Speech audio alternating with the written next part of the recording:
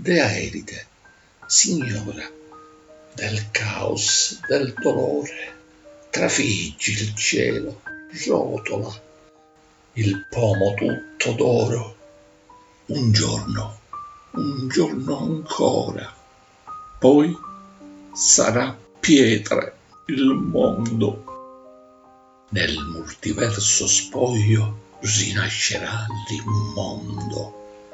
Sarà figlio d'ancestra e figlia avrà domani il mostro di sembianze quasi umane.